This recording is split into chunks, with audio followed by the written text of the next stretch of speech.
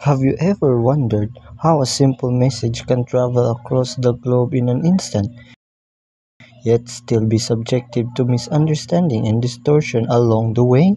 No worries, Coach B will guide you and answer your question. Let's start. Claude Shannon, born on April 30, 1916, in Petoskey, Michigan. Claude Shannon was an American mathematician, electrical engineer, and cryptographer. He is often referred to as the father of information theory.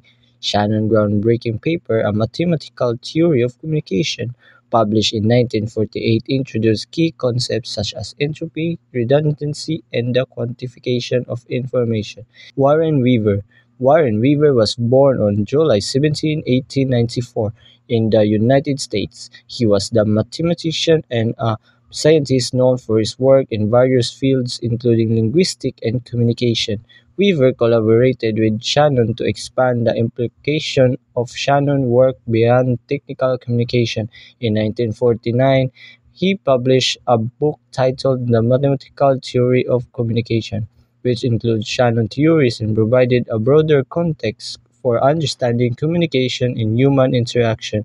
Weaver emphasized the social and psychological aspects of communication results into a Shannon-Weaver model. The sender. The sender is the originator of the message. This could be an individual, a group, or an organization that has information. The encoder. The encoder is the mechanism or process that transforms the message into a format suitable for transmission.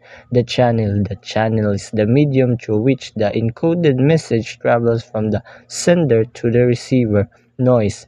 Noise refers to any interference or distortion that affects the message as it travels through the channel.